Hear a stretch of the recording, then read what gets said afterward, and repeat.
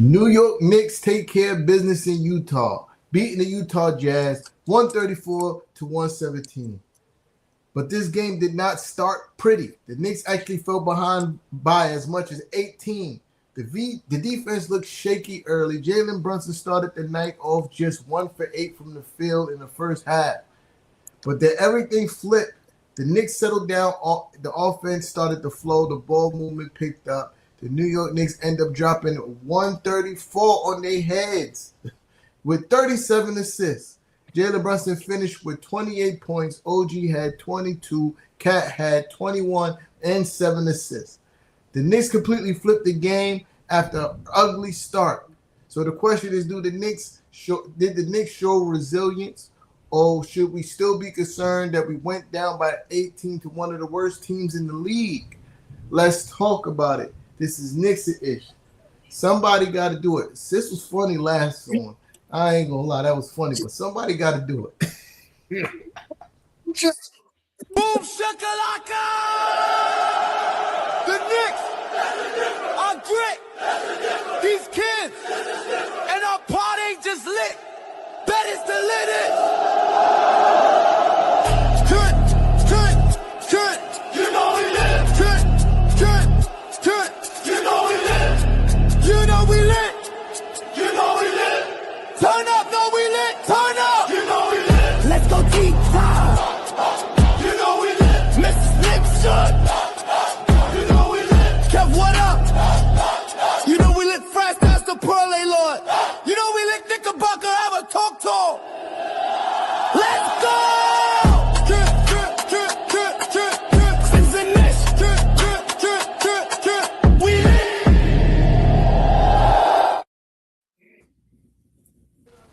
I ain't gonna lie. I actually missed hearing this. So allow me to do my best Parlay Lord impression.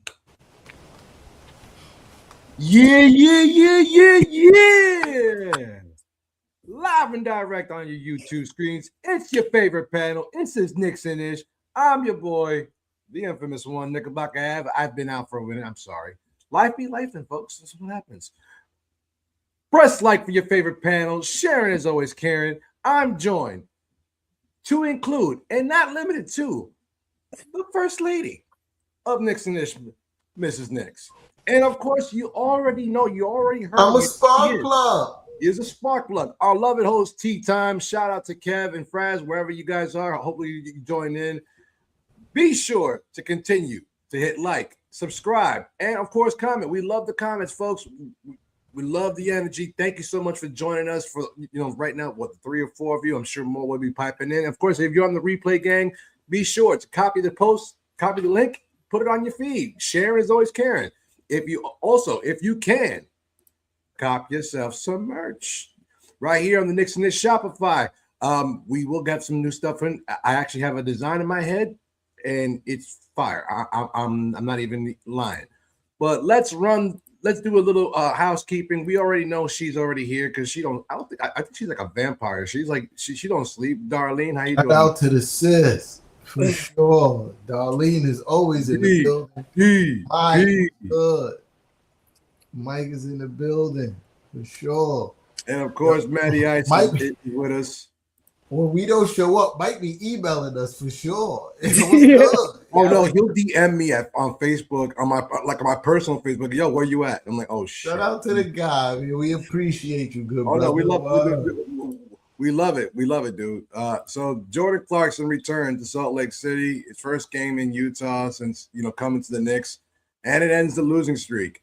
The New York Knicks defeat the Utah Jazz 134-117 behind Jalen's 28 and 8. But Jordan Clarkson, consummate professional, 27 points, 5 rebounds, all of them offensive, 3 assists only on 26 minutes off the bench. That's crazy. Crazy. Big Cat, the big bodega, still doing his thing, 21, 7, and 7, almost had a triple-double himself. And then OG Anunoby, 22, 2, and 1. Initial thoughts, Mrs. Knicks. I ain't happy. Of course not. I'm not happy. We literally play with our food. Me and Tea Time talked about it yesterday. Luckily, they're a young team. They're not fully staff team, because had this been a veteran team, we would have got our ass whipped. This is not okay. I mean, we won by a lot, but it wasn't pretty. It didn't look good. The offense didn't look good. Thank God for Jordan Clarkson. Because yeah, it was not a good look. At least I'm not happy about it. Against a team that is severely injured, we allowed them to have probably the best shooting night of their season. Not because they shot well, because we didn't defend shit. We left them wide open for three. And sad to say, this shit ain't gonna win us playoff games. We allow teams that we face in the playoffs to go off the way we allowed them to go off on us in the first half.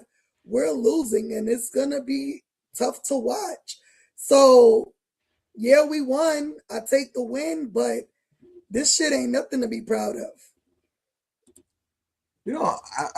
That mentality of playing with our food it is like, it's really evident, because if you think about it, we go into Denver and put belt to ass.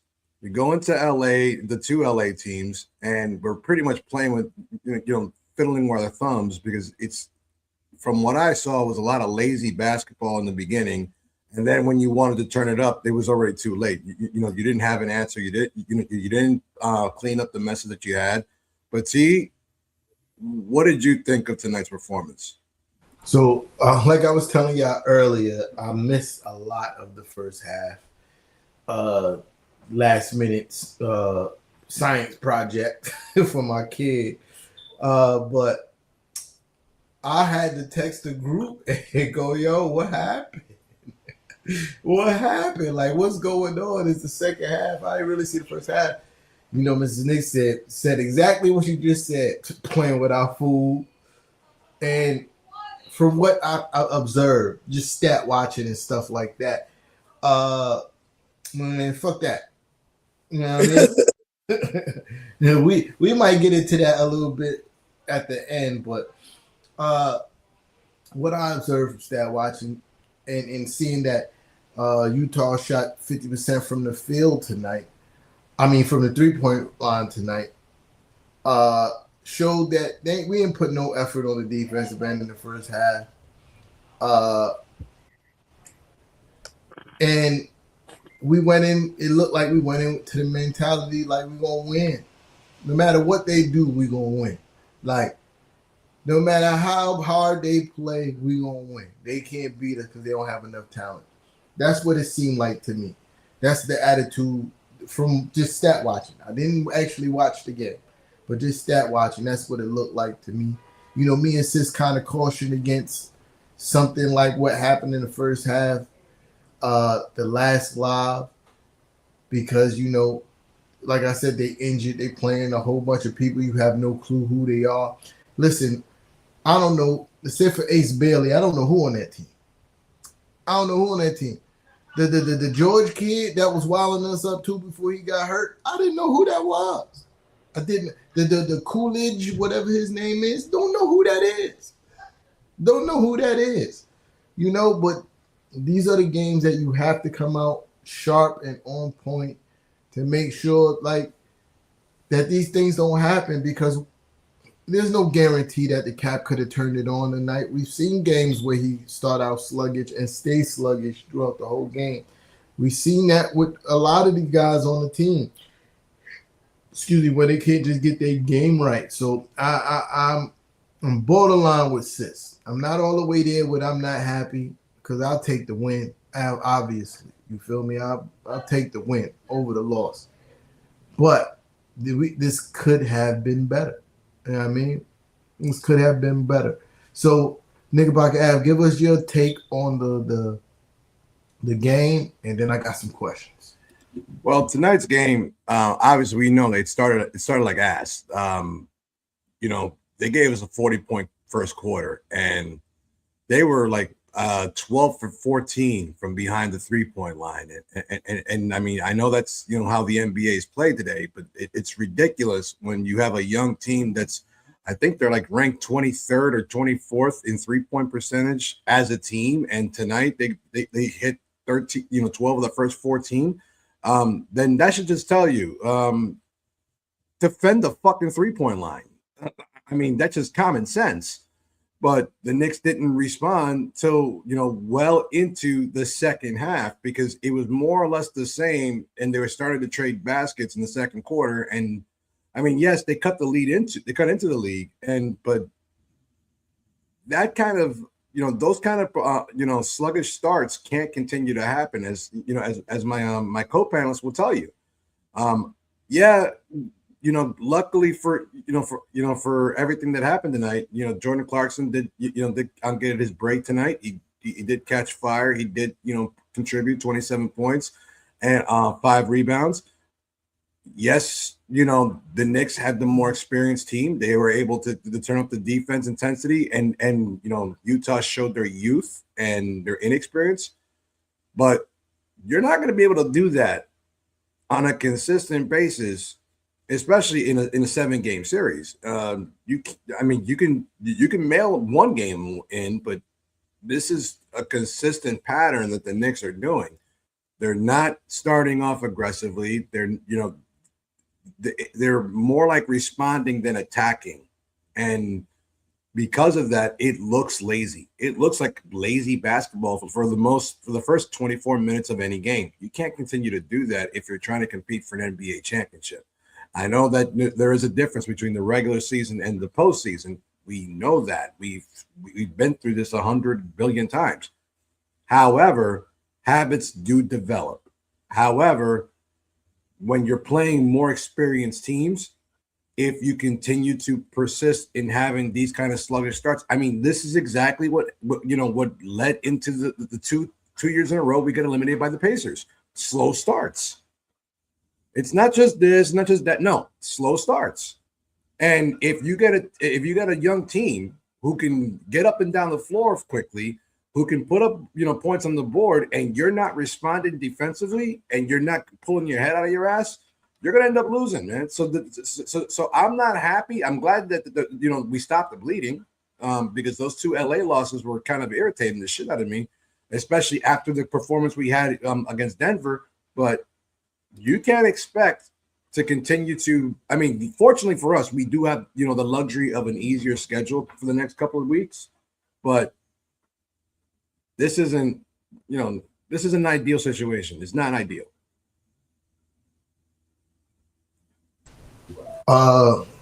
It's a lot going on in the comments. My fault. I'm reading the comments. Shout out to my guy Ron Du in the comments.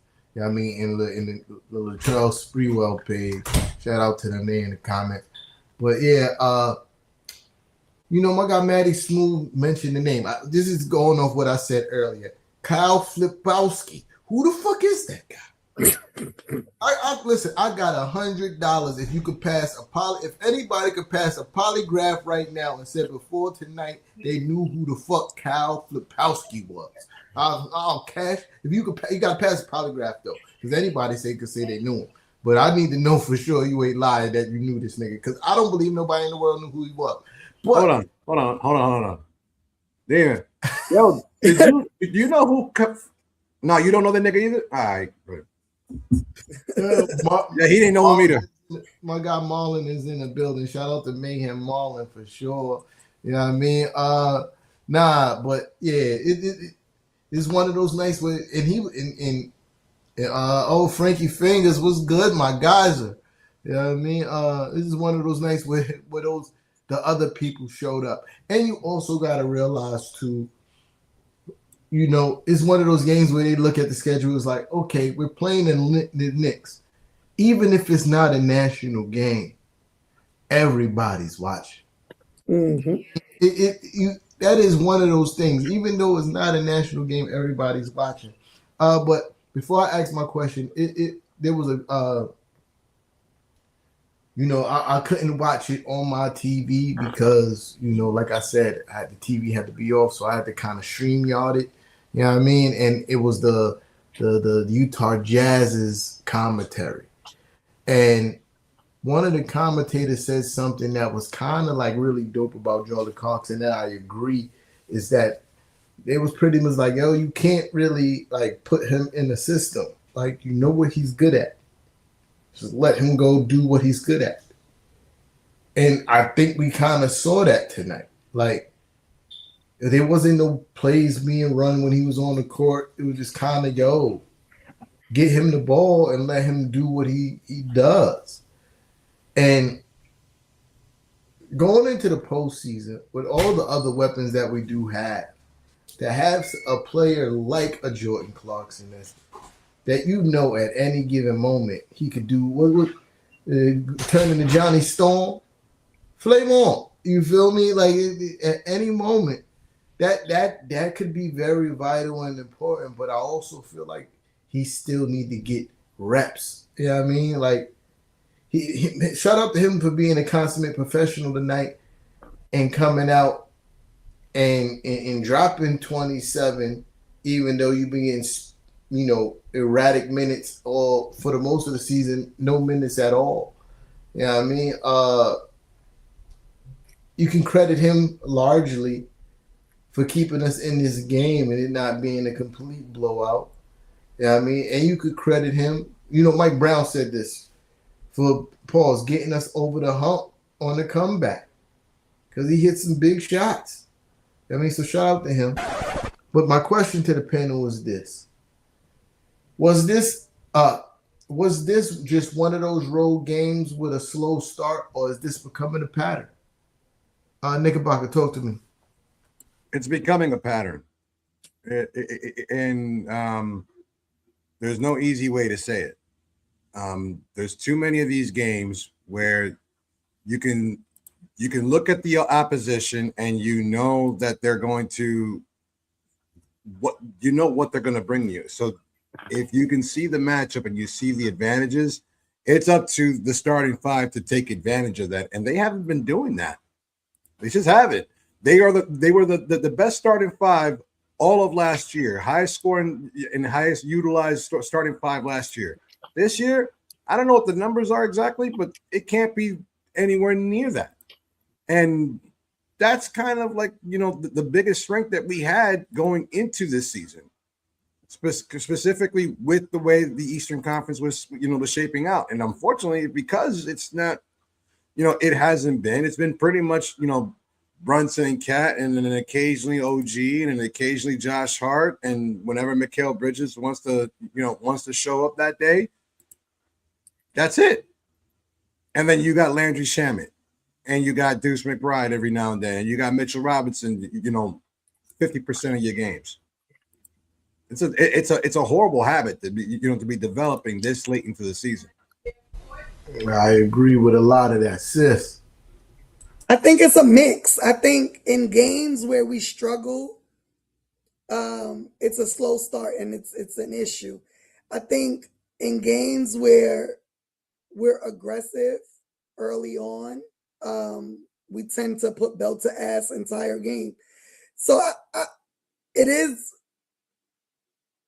a pattern that we've been seeing, but you do see breaks in it. This Knicks team has just been super bipolar this season. I don't know. I guess as a fan, I just have this feeling in me while I'm watching the games like, okay, this is going to be one of those games. You know what I mean? And I don't know if it's because of the sluggishness in the offense or just watching the guys, just their body language on the court. So I kind of get a feeling of if it's going to be one of those games or not, just watching on TV. But it's definitely been a pattern, although we've seen, them be able to break out of it. It just, I don't want to see this going forward. Like, I just don't. Quick question to both of you. doesn't it also kind of feel like the game, like their effort on in the early onset is kind of like lazy? Like you see them being a little lazy on certain assignments and certain possessions. Because to me, I see it. Or I can see that. I can see that. But I also, devil's advocate, I also see teams getting up for the Knicks. Like, pause. Like, I also feel like teams are coming with extra exerted effort to be like, oh, we're going to beat the Knicks. You know what I mean? We're going. That's how I feel. I think it's a mixture of both, right? We come in with a certain level of laziness and contempt. You know what I mean? That, oh, we're good. We're good enough to just beat this team. And teams are coming in with the, F the Knicks, man. Like, we're gonna turn up on them. I think it's a combination of both. I don't think it's just one or the other. I think both of those weigh equally. Then shouldn't the Knicks already know? Like, that's what it's gonna be. Like, I mean, if you know it's coming, then you should be prepared. But since we kind of had this conversation with Mitchell Robinson, I also think that the Knicks is trying to just coast into the playoffs. It also kind of coasting into the playoffs with fucking the Cavs half a game behind us only ain't good. I hear you, but ain't nobody worried into fourth? Ain't nobody worried about no Cavs. I'm not worried about the Cavs per se, T. I'm worried about falling into fourth place, where you're gonna end up having to play a Detroit in the second round. We're gonna probably have to see them regardless, if you think about it. Regardless, yes. Third round better than second round. It don't matter, because if you knock them out early, then who you got to worry about? You feel me? Like, I understand where Sis is saying that. You want to extend the run as much as possible, but but I think I said it since the last time I was here. I said this, and I'm going to say it again. I honestly don't give a shit. I want Detroit. I'll take them in the first round if I have to. I want to send them packing. I want to shut them up and send them packing. Send them to Cancun now. So, since I don't know what just happened with your audio. Hear me now? Yeah. I said you play like you started the game today. We getting packed up. Nah, that's a fact. But I also don't think we're going to see that same kind of effort in the playoffs. You know what I mean? I just think everybody at this point is just looking like, yo, we just trying to make it to, like, it's the end of the season. We are like really healthy as far as like what it could be, as far as a lot of teams in the NBA. With the exception of Deuce McBride, we're extremely healthy. And I think this team is looking at it like, yo, if we get to the postseason with everybody on the roster healthy, there's nothing nobody could do with us. And I agree with that notion. Like, because me and Sis were having not a debate, but a conversation about Mitchell Robinson and playing back-to-backs. And she's like, he need to play back-to-backs. And I'm like, I kind of understand why not. I kind of want to, push him along into the postseason because, I forgot who said it. I think a champion said it too. It's not about who wins the most in the regular season, who's hot in the regular season, who gets hot in the postseason and stay hot. You feel me? Like, great Derek Jeter who said it.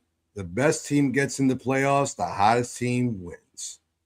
Thank you. I knew it was a New York great for sure, but I didn't want to call out any name. But yeah, and I think that's where we trying to like coast our way into. I think this is one of those games where they looked on the schedule, it's like, no matter what they do, we're going to win. Like, if they get a big lead in the first half, second half, we would come spank them. And that's exactly what happened. Because it was as quick as this. how it happened. Like, we was down 18. Next thing I turn around, we're up 4. And I'm like, okay, I was watching, but when did that happen? But you saw Cat was like, yeah, definitely. 2 games behind the Celtics still could catch them realistically. Yeah, I mean, we had this conversation before with K being injured. You know, it's not probable, but it's possible. You feel me? And then you look at our schedule. There's some favorable matchups.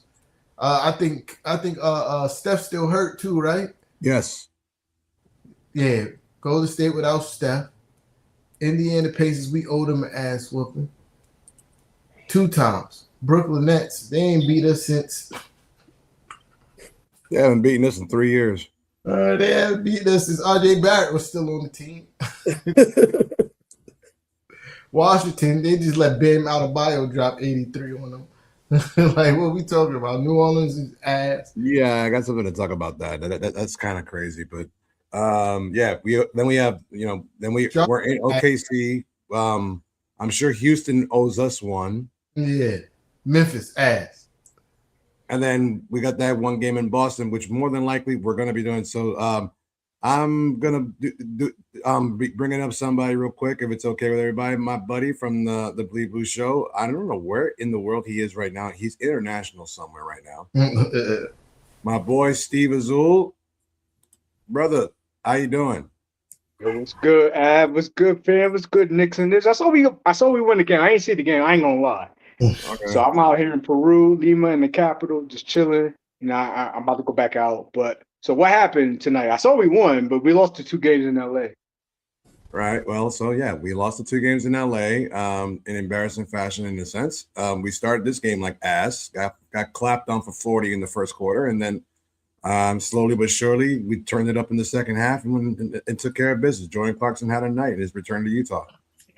Yeah. The only thing I gotta say is, man, how y'all feel about Boston? Because now that Tatum's back, I ain't gonna lie, man. I was surprised that he came back from the Achilles, and Fuck Boston. I get that part, but reality, like, how do we measure now against Boston, Detroit, maybe Orlando? You know what I'm saying? Like the other teams in the East. That's my worry right now. That's why I pulled up. You know why I'm not worried? Because we beat Boston with Tatum. Like, sent them home in 6. Yeah, I mean, And the crutches.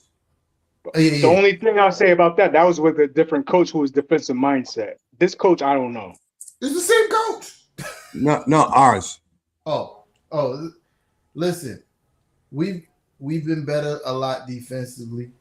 And to be perfectly honest, I don't think it was too much of defensive strategy that beat the Celtics.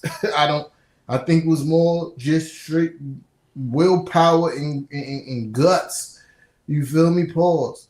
Because the Celtics pretty much shooting themselves out of a lot of games. You know what I mean? Like, that's kind of what it led up to. I think we're better offensively this year.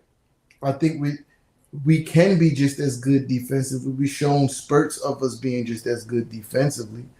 And I'm just not worried. Because they do the same thing. They still play the same brand of basketball. Ain't shit changed. They still play the same brand of basketball. So we'll see. I'm not worried about Orlando. I'm not worried about Detroit. Everybody make that face when I say that, and I'm going to tell you why. Because everybody did the same shit with the Celtics last year. Oh, we can't beat the Celtics. We won't beat the Celtics. The Celtics are so good. They packed us up. Oh, they beating them by 20 every game. They not going. And then we went home in 6. They went home in 6. Again. Let's see. Only people I'm worried about is us. If we played the basketball as Mrs. Knicks like to say, there go my geyser. You know what I mean? Ladies and gentlemen, our beloved co-host. Mrs. Knicks, are you happy tonight? What happened in Utah? Because I don't know, man. Usually, you got a good barometer on the pulse of the fans. Like, are we happy with what happened in Utah tonight, Salt Lake City? No, we won though. She What not. happened? What She happened? not- Or I must have missed something. What happened? We played with our food. We played with our Huh? food. I said we played with our food. Like we should have been belt to ass all game, and we didn't really turn up until the end of the third quarter. Well, okay. So Tea Time and Knickerbocker Ave, how do you reconcile what Anna just said to what Tea Time just said? Because I can't compute that. Okay, so to register what they're both saying, I'm not worried about anybody in the Eastern Conference either. I think I you missed it when I just said it, and I'm going to say it again. I want Detroit, and I don't give a fuck what ground we're playing them, because I think that it's about time that we see them in the playoffs. We pack their monkey asses up and send them to Cancun early, just like we did last year. They beat us 3 out of the 4 games last year, and we packed them up in 6. Fucking Boston beat us 4 straight games last year, and we packed them up in 6. Right. I'm not concerned because I think that we have just as much enough talent, and we do have enough grit to take care of that. I'm not worried about Orlando. I'm not worried about Philadelphia. I'm not worried about Cleveland. I'm not worried about anybody else. The only team I'm really worried about is us, shitting the bed and giving them opportunities to do that. That's it. Can we stay consistent enough? I can live with that. I can live with that. All right, cool. That's weird. So, Mrs. Nick, so why is there anything what Av just said that you disagree with as far as going forward after the Utah game tonight? I mean, I feel like, if the Knicks play Knicks basketball, we can beat any team. I'm not really worried about no team. I'm worried about the Knicks doing what the Knicks are supposed to do. I just know that we can't play with food, especially with the top tier teams. Yeah. First of all, we shout out to my guy Kevin in the building, man. We gotta hear what my guy got to say. What? Yeah. What up, y'all? What's going on, y'all? Sorry, I'm late. Sorry, I'm late, man. You know happy that you here, good brother. You made it. I ain't gonna lie, man. I thought we was gonna lose this game. I was like, Jesus Christ, what the fuck is going on? The first half was like, are we really down by 12 to the Utah Jazz? What is this? We were losing by 18 at one point too. Yo, I'm like, what is going on? What is going on? What is going on? Hey, Darlene, what up, y'all? Matthew, BDP, Marlon, what's going on, y'all? Appreciate y'all for pulling up, but I mean, listen, I'll take the dub. A win is a win, but we got to see them do better. I know they've been playing, decent. They've been beating some good teams, but the last 2 losses with the Clippers and Lakers, I think those were real good. Should have been winnable games. But I ain't gonna lie, man. I thought we was gonna take the Elders tonight. I thought we was, man. I'm glad that they picked it up late in the game, and decided to make it a better game. But I thought we was gonna take a L. I ain't gonna lie. Yeah.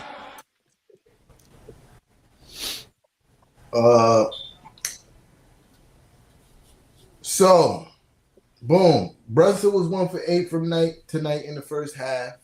Mm-hmm. He finished with 28. What do you guys think changed for him in the second half? I don't know. I think he got aggressive. I think he got more aggressive. I think he allowed that. In the first half, they put a lot of pressure on him for one. And I think he made an. Go again. Oh my goodness! Can you hear me now? Yes. I hear you, but yeah, go ahead. I think it's because I'll be putting my keyboard on top of the laptop.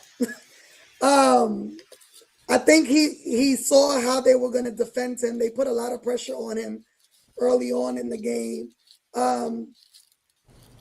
And our offense just wasn't flowing, right? Like the ball was barely moving in the first half. The guys' bodies weren't moving. And so it allowed defenses to kind of be stagnant, help defend him. And so once we flipped that around in the second quarter, offense got a whole lot easier because you can't just stop and defend JB when you got Jordan Clarkson going off, when Cat was dominating early on. So I think that's what it was. He adjusted well, and then we did what we were supposed to do offensively. I could dig that. Knickerbocker. I think that that JB, a lot of his off-ball action, if he doesn't have to do the primary point guard bringing down the ball, that opened up the floor a lot because you saw more of Alvarado tonight, and the fact that that Jordan Clarkson did have a good shooting night, he did draw a lot of attention, so that opened up the floor completely for JB. JB was able to to maneuver. He was getting around the picks that that Cat was setting up for him, that OG set up for him. He was able to move around. He wasn't the main focal point, even though he was the leading scorer of the night. But he was able to get off the ball and be Jalen Brunson, not having to be, not having to create, not having to, create for others. He was able to kind of like feed off of whatever the defense was giving him and do what he has to do the JB things. I saw that a lot tonight, and. To be honest with you, there were moments where the game was going on. I'm like, where is JB? I haven't heard his name. And then I look at the scorecard. And I'm like, dude, he has 28. How the? You almost don't even notice it. It was like a quiet 28 and 8 and 3 steals, but he was involved in all of it. And so, as long as he can alleviate some of the the burden and the responsibility of having to bring the ball up and set up plays, from 3/4 mark to to the cup, he should be able to to score more freely at will. And also, he had a great shooting night. He was able to knock down some threes. Kev. What was the question again? T-Time? JB, pretty much JB had a bad first half. What changed for him in the second half? I gotta say them 51 bench points. To be honest with you, I think that was a big help. The Jordan Clarkson. No, I'm talking about what changed for JB. Oh, it could be maybe. I think a lot of y'all said it. A lot of the pressure that they was putting on him. Maybe getting other guys involved more. Him taking some of the pressure off himself by doing that. And just other guys stepping up. Really. Steve, I know you didn't say that see the game, but I'm trying to figure out how I can get you in this in this conversation if you didn't see the game. How was the defense tonight? First half it was abysmal. Abysmal. Listen, we almost allowed. I think we almost allowed 80 points in the first half, if I'm not mistaken. 80 points in the first half? In the first quarter. Yeah, second half 65 by halftime. Almost 70. My bad. Almost 70. Third quarter, we got better defensively, but we were all the way locked in the beginning of the third. By the end of the third, we were completely locked in on defense, and they stopped scoring pretty much as often. Right. You know what I mean? So the question, do y'all believe in what you saw in the second half or the first half? Like, what's the Knicks defense going forward as far as playoffs, defensive-wise? Is it more what you saw in the second half in the Jazz game or in the first half? Because that's the issue. If we fix that, we have a chance. If not, we're screwed. That's how I look at it. So I'm gonna answer my previous question first for myself, and then I'm gonna get to your question. I think JB got off the ball earlier in the third quarter. He played a lot more off ball, whether it was Macau, Cat, or OG bringing up the ball up the court, and he was able to. Since what I said last show, JB needs to get off the ball and make quick decisions, and that's exactly what he started doing in the third quarter. Yeah. And he was way more effective. That's where I think his turnaround came from. It does also help, like the rest of the panel members mentioned, guys like Jordan Clarkson and everybody else chipping in to relieve that better, pressure. Mo Cheddar. Yeah. No, actually, somebody on Knicks Twitter had a better name. And Kumo D. Kumo D. I said, yo, that's fire. That's fire. So I'm running with that. I need to find out who came up with that name so I can give them their just credit. Because I'm not a biter. You feel me? I am a collaborator on things. You feel me? This is a collaboration on that name. I ain't even mad and I need to that. know who came up with Kumo D. That's fire. Right. But yeah, Kumo like D that. hit a three and doing his thing. But yeah, it was mostly, I think, Jordan Clarkson off ball. Oh yeah. There's more than JB being off ball more and making quicker decisions. But as far as what I believe the Knicks in the first half or the second half, I believe the second half. We see more of the second half than we have seen of the first half. And this is a fact. The record says that alone. You feel me? Like, we've seen more of the Knicks and how they play in the second half than we have seen them play in the first half. Outside of a few bad stretches of basketball. A horrible January. No, it was not January, or was it December? The horrible It was first half of January. Yeah, it was January. It was January. All right. It was the January, first half of January, horrible. Beginning of the season was a little bit rocky, but all those spaces in between has been pretty good basketball, except for when we play Detroit.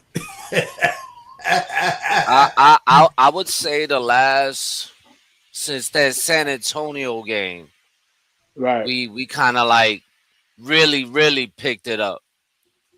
Yeah. We like kicking their ass for sure. Oh, it makes my heart smile. Every time we can make Wemby upset, oh, fuck that guy.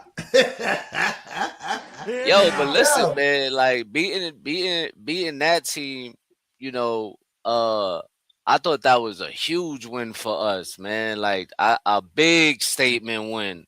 Even the other teams that we beat in that stretch. What was the other statement when we won after that? Houston. But and we had to come back in that game at the last couple, to really come back and win that game. But I'm gonna say this.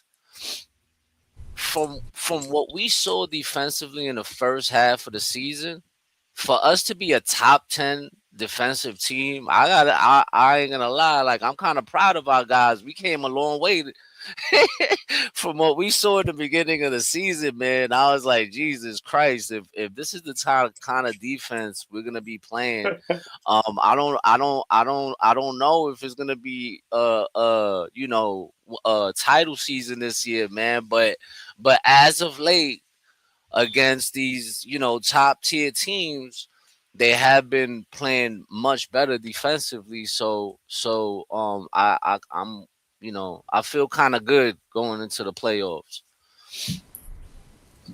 Especially Cat. Wait a minute. I'm sorry. Av. Av put was it Av or Anna? It was me. It was Anna. Right? They put up, I literally was look, I'm literally sending it so I could post it. Yo, listen to me. Av, I know Josh and OG was up there. I get it. Those guys, I don't doubt. You know what I mean? Those guys are pretty much our best defensive players on the team. But to see Cat up there on that list. And he was higher than both of them. I was like, holy shit. Number 4. Wow. Yo, I was kind of impressed. I ain't gonna lie to you, because he was taking heat. A lot of heat was going his way, especially on this panel. Defensively, we're talking about defensive wise. You know, he was really struggling. To see him there, wow, yo, shout out to Cat, B. Yo, that's what's up, man. So It's so crazy, Kev, because my homeboy, we're in a group chat. I've known them, I don't know, 17 years or so. And he goes, trivia, y'all. He goes, if you had to pick anyone on the Knicks that was top 10 in defensive rating, who would it be? And we all said OG. And then he posts this, and I'm like, what the fuck? Wow.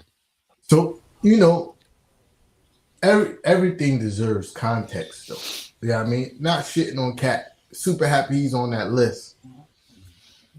OG God's arguably the best person on every team. Right? Every team, every night. For sure. The best person. Josh Hart sometimes shared that responsibility between him, OG, and Bridges. And Bridges, for sure. Right. Cat is never guarding the best person. Never. Even if they are 7-footer, they I'm lying. He's got some good 7-footers. Yeah, because not every night. Well, no, because he'll definitely take on the Joker. He'll take on Joker every moment. He'll take on Embiid every night. Yeah. It's just other guys. There's like other guys which is a little bit more physical and they're not really looking to score. But he'll take on a Joker. He'll take on an Embiid. He'll take on an Anthony Davis. But those guys are few and far between. Right. That's the difference. Yeah, Yes, I mean, Steve. but shout out to him for being up there, because that's still impressive, especially with the narrative about his defensive ability. Right. Steve, yeah. Yes, Steve. Is that defensive stats you guys just showed? Is that based on 48 minutes per game? Where's Mitch on the list? That's what I want to say. I didn't see Mitch on this. I saw Josh Hart. He's not on their list. Because Mitch plays 15 minutes a game. That's what it is. Okay. That answers it. I got you. I saw based off the average minutes. Okay, I got you. I'm kind of tired of that Mitch shit. Honestly, from the Mitch ain't been that great defensively this year. To be perfectly honest, he ain't really been that great defensively. No, because offensive rebounding wise, he's still that dude. You know what I mean? But defensively, and he's probably good for a block a game here and there. Wow. But his time has been off all season. I've been watching him be in position to actually get the shit and jump late, and I'm like, come on, Mitch, what we doing? And I'm telling you, that's that not playing every day. That's not playing everyday shit, bro. Because I think if he played every fucking game, we wouldn't be seeing that. We wouldn't be seeing that with Mitch, bro. This is what me and T-Time talked about yesterday on the show. Right?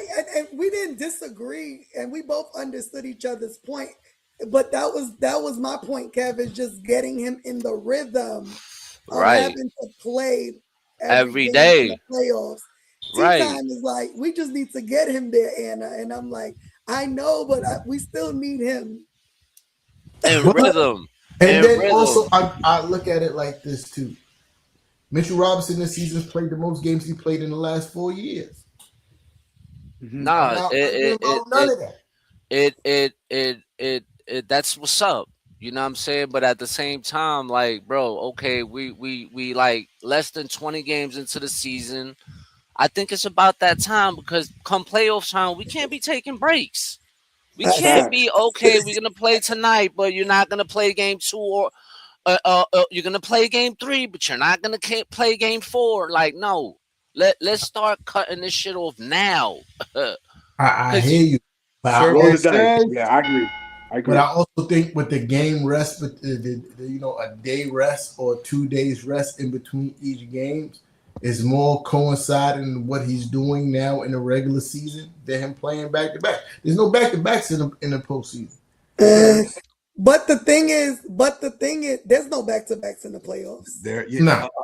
No, it's not. Right. No, it's at least one day in between. It's yeah. Right. Yeah. But my thing with that tea time is that sometimes we'll be off a day, and then they still choose to rest him the first game and play him the second game of a back-to-back, which is Right. a 2-day rest instead of a, you know what I mean? Like, Yeah, I get what you're saying. And then some of these wins like like I that. agree with you too. If they don't want to play him every night, give him some more minutes during the time he does play. That's So what at it is. least he can get.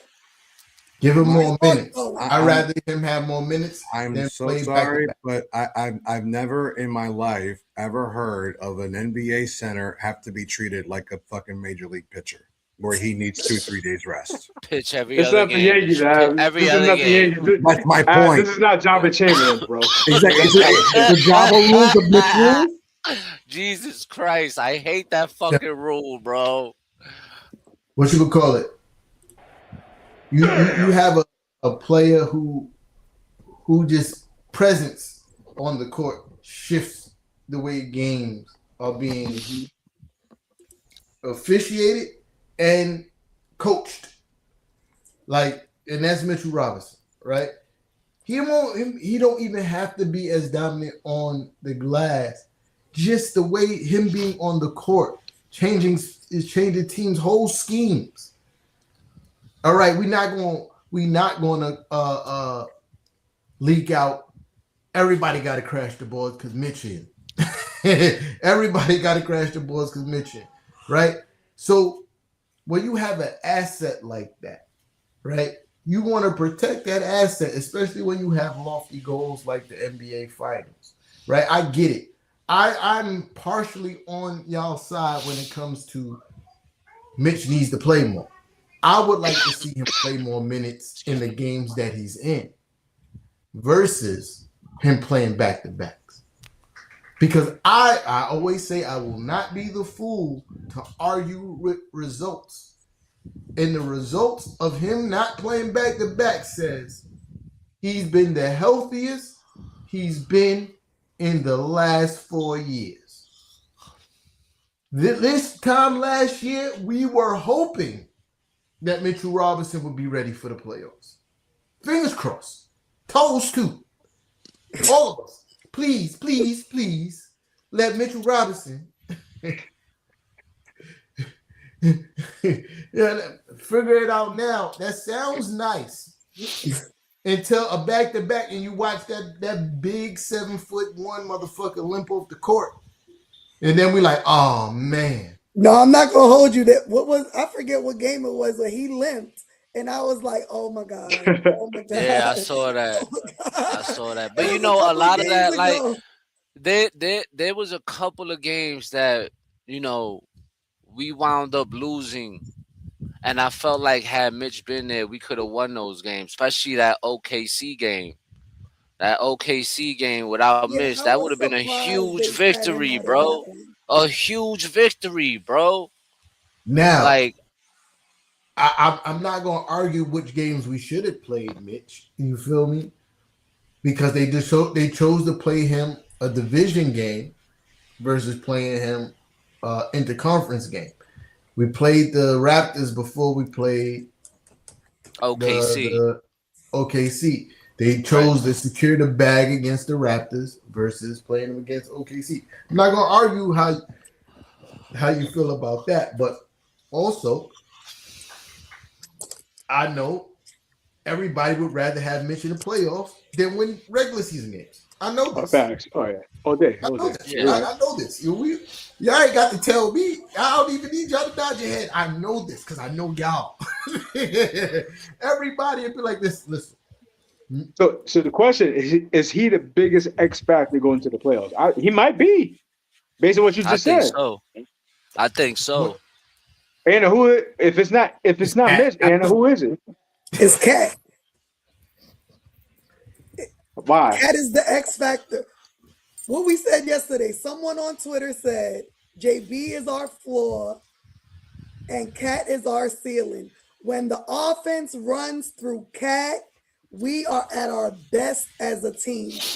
Yeah. Getting Cat involved in every game, he is the X factor. Trust me, he is the X factor. Just look at the stretch of his last stretch of 20 games.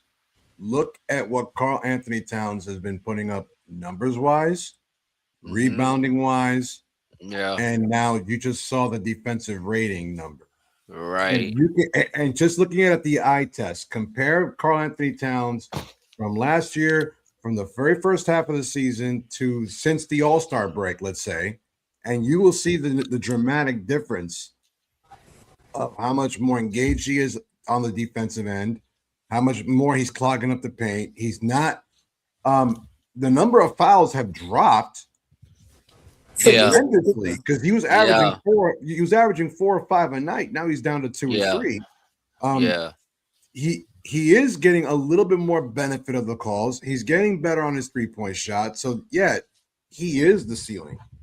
And JB is the floor, and it's not to put any more importance over the other, but Jalen Brunson is going to be Jalen Brunson regardless. We know that he's Mr. Consistent. He's Mr. Clutch. You put that ball in that man's hands, he's going to put it in the hole, and we're going to live and die with him. But for us to succeed, for us to win, for us to ascend into that pantheon of where we've been trying to get to since 1999. Or trying to achieve since 1973. Oh God! It's gonna have to go through Karl-Anthony Towns, and the fact that he's showing us this level of bodega, I'm freaking ecstatic. I'm like, no, listen, I'm not in disagreement with nothing you just said. Nothing. I agree with it, right? But you do need your role players to be stepping up. Mitch is a huge role player for us. You know what I mean? And I'm gonna tell you, role players help your stars win championships. Mitch is number one when it comes to that. His rebounding, his second chance opportunities, the putbacks, his defense. He could guard 1 through 5. I mean, he just makes us that much better on a defensive end. You know what I'm saying? So I without him, without Mitch, I think offensively we are a good team, but when teams like Detroit or the Cavs, who are playing much better now with Dennis Schroeder and James Harden, those guys are playing solid defense as of late. So we got to figure that part out. You know what I'm saying? And when it comes to Mitchell Robinson, if you just look at last year's postseason, there's quite a few games we don't win if the big dog ain't out there. Yeah. Cleaning the glass. Like as Perk would say, like a fresh bottle of Windex. Kid out there doing that on the offensive glass, we don't win a lot of those games. When it comes to the postseason, especially when you're trying to grind out wins and come from behind victories, you need a Mitchell Robinson, someone who's going to get you second and third chances repeatedly. And then, like I said earlier about him changing the way that people play, you might have a team that wants to run, get up the court, but they know that when the shot go up, I gotta crash the glass, because if not, Mitch is going to get the rebound. You watch teams send 3 people at this man to keep him off the glass. Yeah. How do you not want that guy healthy for the postseason? I get it. I already told y'all, uber competitive person. I want to win every game. I won't let my daughter win in checkers. You feel me? And she's 8. I won't. That's how competitive I am. I want to win everything every time. I do not take L's. I don't like it. But I also understand we are serving a greater purpose. Knickerbocker, what is this? It is the season of destiny. The Thank you, season very we've much. waited our whole lives for. Everyone on this panel was not alive at the 73 titles. So this is what we waited our whole lives for. I will not say Mitchell Robinson is the biggest X factor because I do agree with Sis that Cat is. But if there's a third, if there's a third X factor, you feel me? A second or a third is Mitchell Robinson. Ty Yes, turn. Steve. So Cat, Mitchell Robinson, and who? And JB. No. Well, he's a captain. I gotta say, Why would he be that? I He gotta can't be an X factor. He is the factor. But then you got to look to Mikal and OG. I was just about to say that, yeah. After those guys, especially Mikal, we need him to step it up. We need him to play better. We need him to play better. We need him to play better, man. I don't know what's going on. I don't know what's up with Somebody better send Mikal. him the link to our damn show, and he better act like he's the big bodega and watch it and respond, because 5 points today ain't it. Yeah.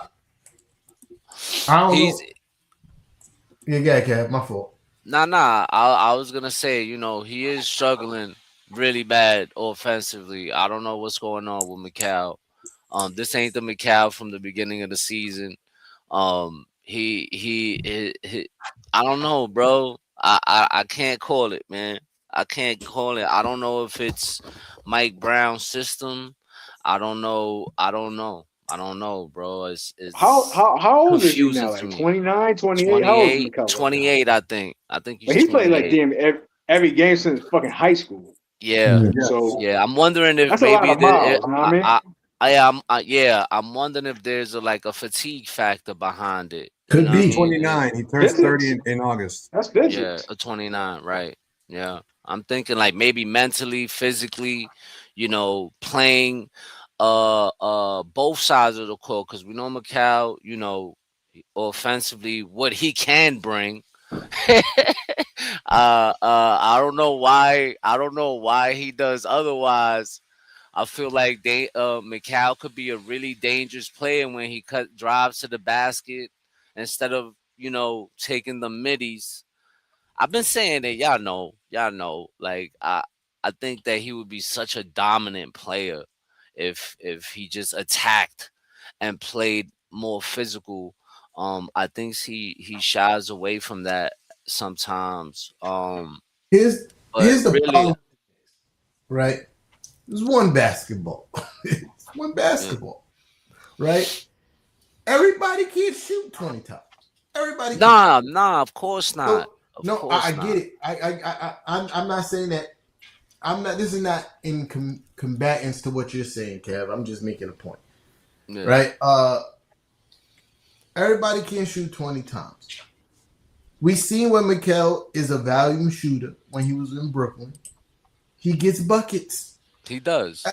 At an extremely efficient clip, too, right? You saw at the beginning of the season when he was allowed to take said shots. He had games where he got buckets. Extremely efficient clip. But unfortunately, everybody can't shoot like that every game. You have to. JB is the engine. He's the guy. This is the guy that we're going to live and die by. You know what I mean? And Cat is the next in command. And I think Cat also took a step back offensively to let everybody else eat. We seen those games from Mikal and OG because Cat wasn't shooting. Cat was taking a career low in field goal attempts. Career low. Now that he's back to being the big bodega, we're not going to see a lot more of those 20-point games from Mikal. You might get it from OG because I think OG is the third option on the team as far as scoring goes. So you're going to see a lot more of those. But Mikal was 4th, 5th option, depending who else might have it going that night. what I want for Macau to do is defend how he did last year in the playoffs. He was giving all the best players in the NBA fits in the playoffs, except for Tyrese Halliburton. Nobody could do nothing with him on our team for sure, right? But everybody else fits when they was guarded by Macau. Game sealing defensive plays from Macau. That's what I want to see. The scoring, it'd be nice. It'd be nice. Yeah. But that's what we got Cat in fucking JB for. That's what we got those guys for. I need defense from everybody else at a very high level. Get How back likely to though? Motherfuckers to under 100 points. Let's do that. I mean, I agree, but when you pay a guy the money that you give him, and you give up the draft picks that you gave up, fuck those picks. No, listen, fuck those picks, but I need you to step up. I need you to step up, Macau. Like, and listen, I love Macau. Y'all know that, and I'm not one of those guys that just completely dismiss everything he done from when he got here to now. You know what I mean? But as of late, you have not been playing up to par. It's, you know what I mean? So, you know, I just need you to step it up. You know, like that, you know, we're not expecting you to score 20 points a game or average that, but, you know, my little 15 here and there, you know, stop taking it to the cup and then back up for a midi. Bang that shit, bro. Put somebody on the poster, man. I want to see you. Like, yo, what's up, man? Like, I need some physicality from Macau, bro. That's all I'm kind of saying. Like, you know, we haven't seen that at all, bro. No posters this year for Macau Bridges. None. He don't really got bunnies like that, bro. Yeah. I mean, but I'm pretty sure he got long ass arms. He could dunk. I just don't on somebody. That's just not his personality. It's not. But you know, like, dude, you know, we need to see something different from you, bro. Like, I would love to see it because I want to see it. Yesterday, the other night, I was like, oh, right, yo, right. That's what I'm saying, man. Like, I just need you to be more aggressive, bro. You know, that's all, man. That's all. I know you don't want to get hurt. I know you got, you know, something going. You haven't missed a game since you was in high school. I get it. You know, but it's about that time, bro. We gave up a lot for Macau, you know, and we paid some guap for you too. We put some money on him. You know what I'm saying? And not cheap money either. Listen, again, I look at what he did in playoffs. I do too. I don't know. I don't doubt none of that. None of that goes. I say that gets disregarded. I say that's the bread right there. That's one season. We need to keep it going. Now I hear you. We in a regular season. Now, when you talk about him not performing in the postseason, Cat, then we can have that conversation, homie. You feel me? Like, yeah, but you know what? Like, sometimes when you playing like this going into the playoffs, it leads into the playoffs. I've seen it way too many times. You know what I mean? I've seen way too many times where guys are struggling towards the end of the season and it boom goes right into the playoffs. My thing is, do you think he's been playing bad defensively? This season, I think he has. This season, he's not playing as good as last year under Tibbs. Numbers speak facts, bro. I could bring you numbers. I could bring you numbers. I could bring you numbers. I could bring you numbers against really good players. Macau is number one in Macau is number one in win shares on the team. Number one. On the team, but that's not in the league. But on the team, that's cool. But in all fairness, he never misses any games. That's kind of why he has. I'm not saying right. He doesn't miss no games. But when JB didn't miss a lot of games, homie. Cat ain't missed a lot of games.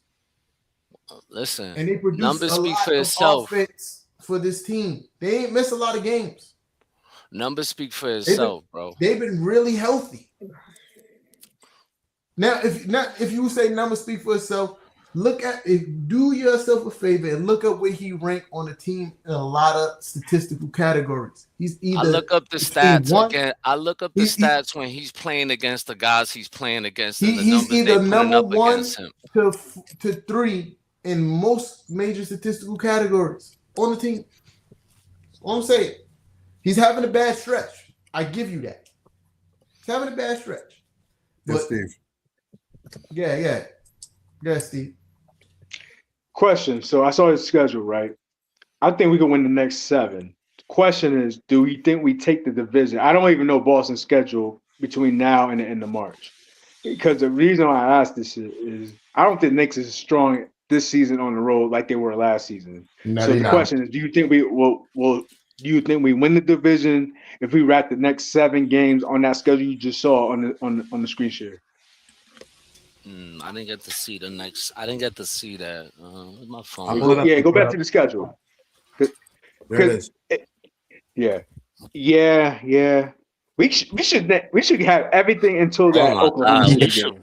Oh my God! If we don't go 7-0, I'm gonna be pissed off.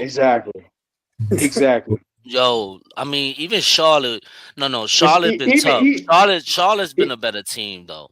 Even split that game between Oklahoma City and Houston. I'll take a split between the two. So even if you do that, do you think we win the division? Let me ask you guys that. That's a good question because I don't even know, but I don't even have Boston's schedule in front of me. All you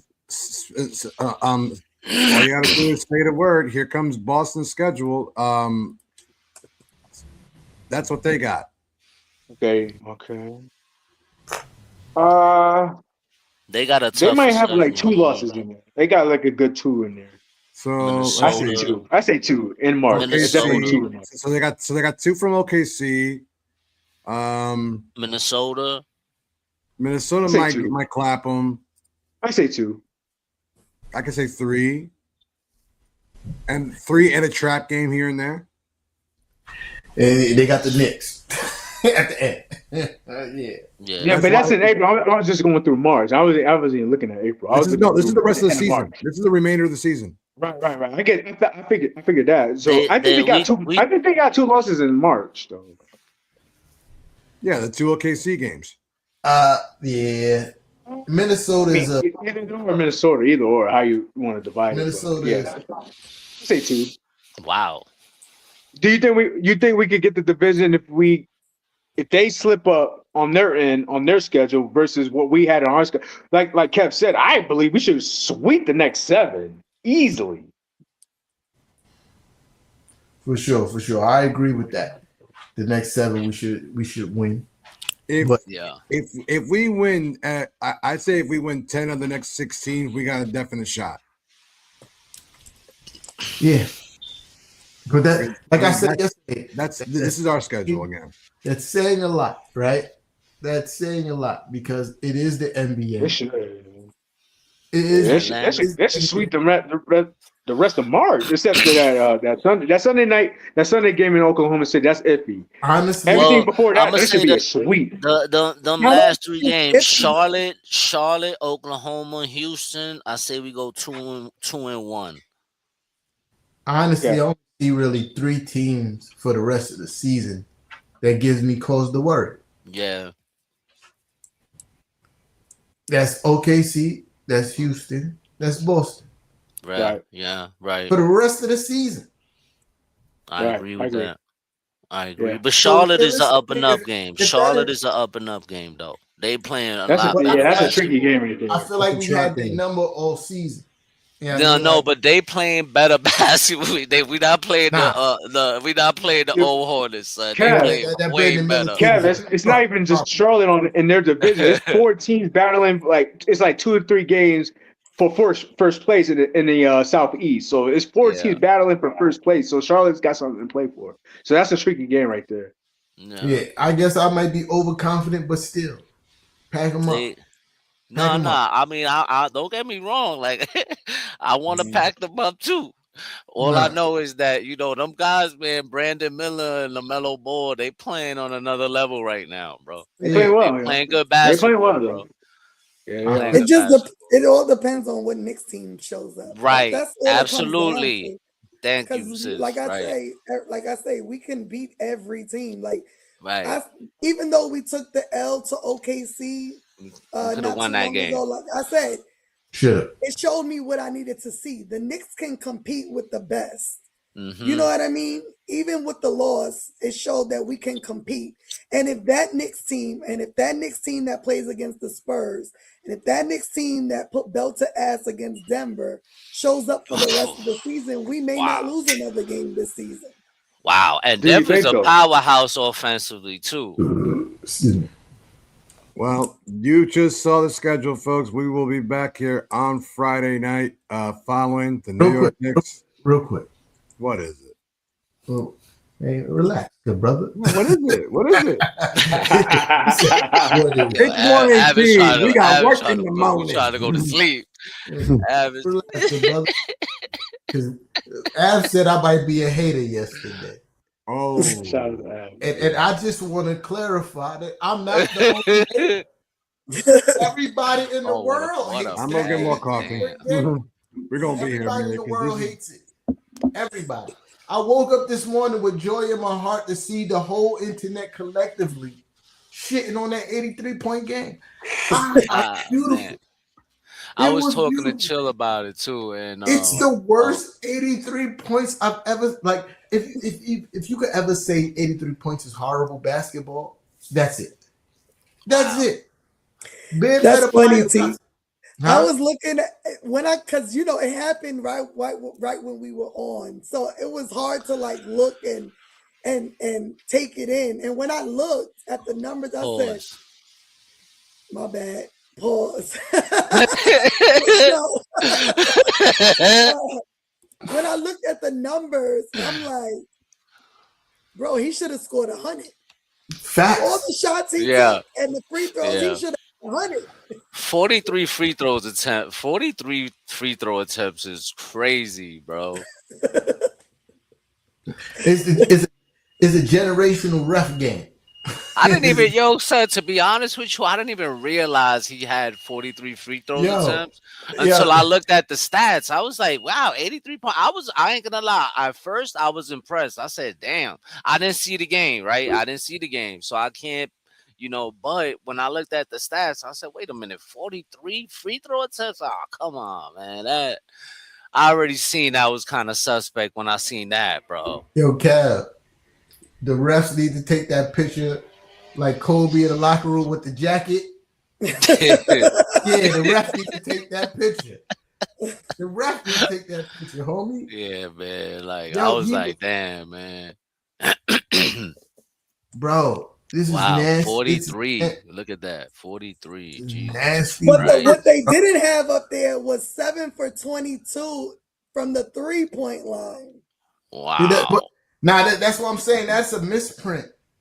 Oh, that's a whole team right there. Okay, that's the whole team right there. All right. Because I'm looking at it like, wait, 15 for 36.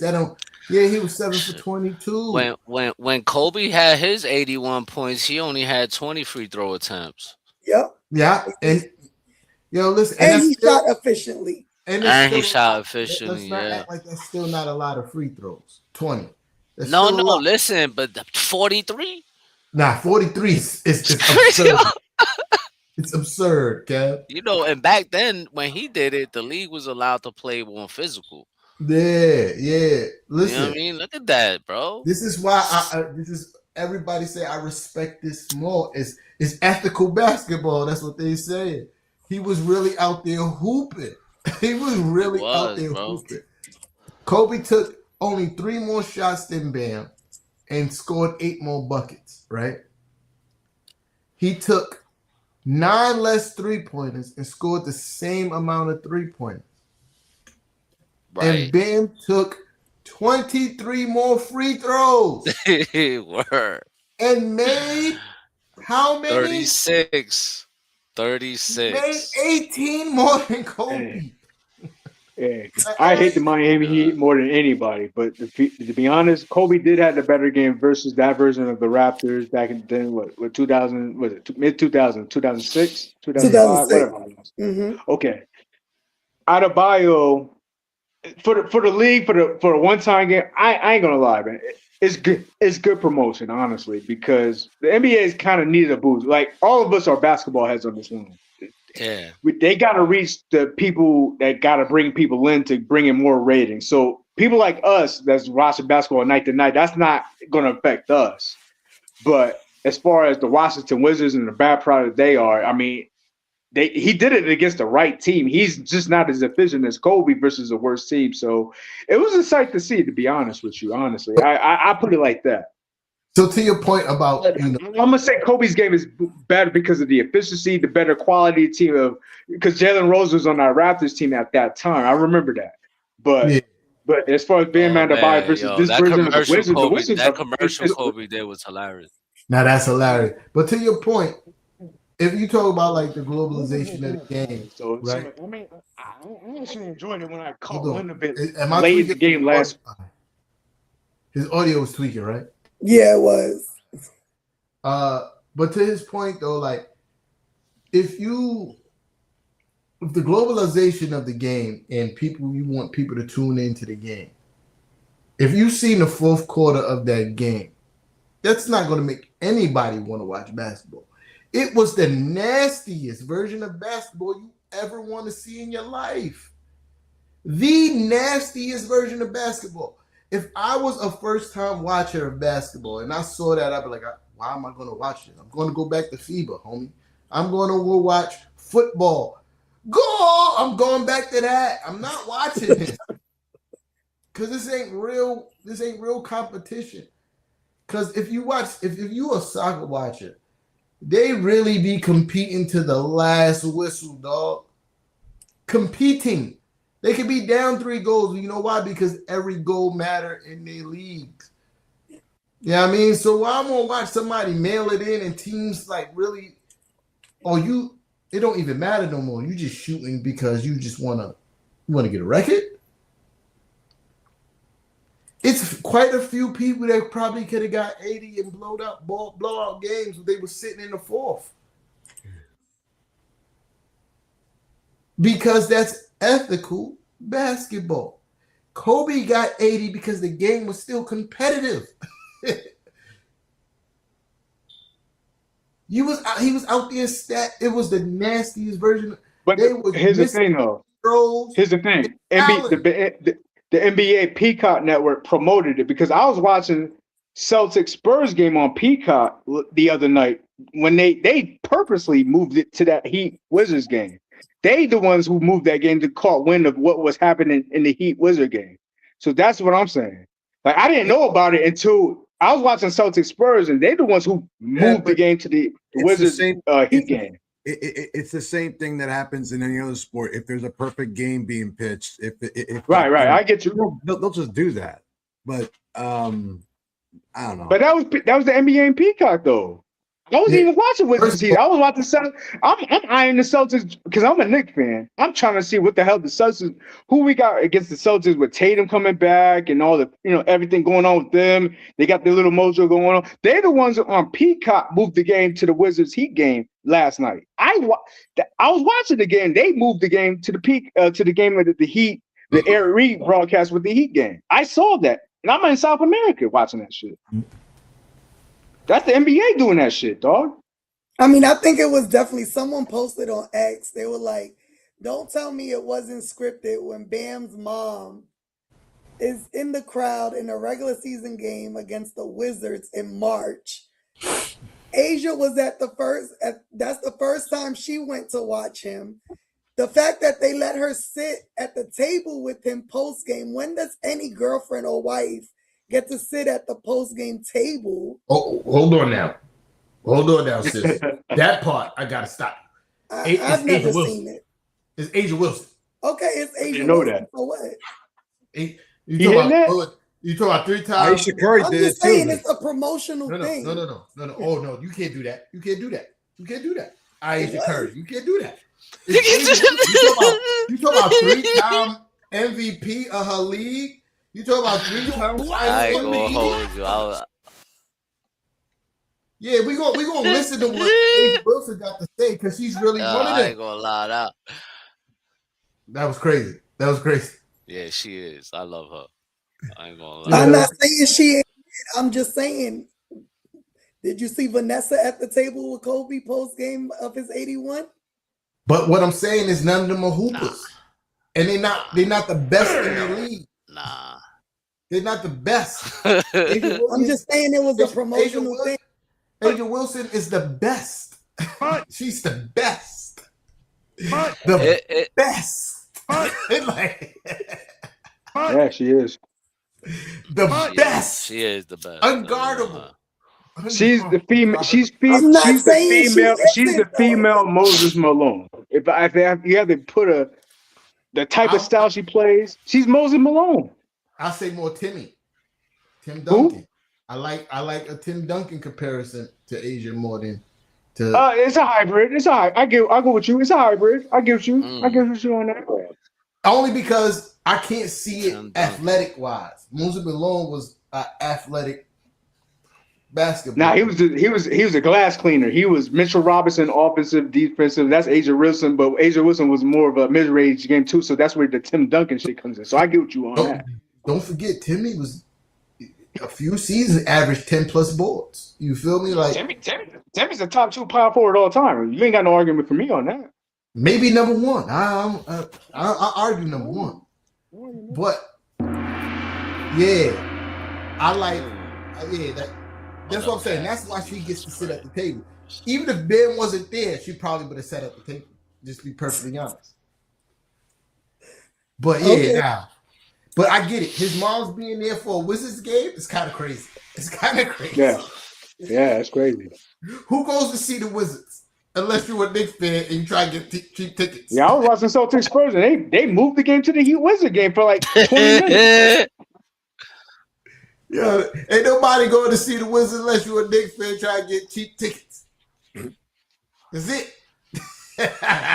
And we don't go to Philly anymore this year.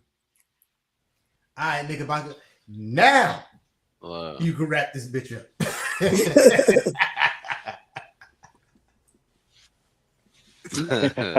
Oh wow! Well, this conversation went all kind of left and right.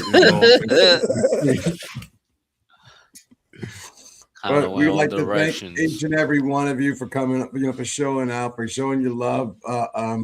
Be sure to continue to hit like, comment, and subscribe. Sharing is always caring.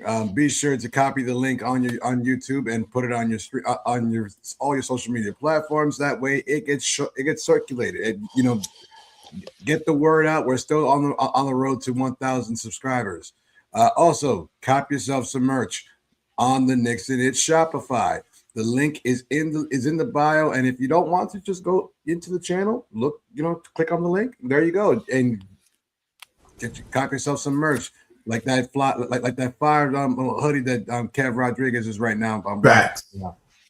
So we will be back on Friday night after the Knicks take on the Indiana Pacers.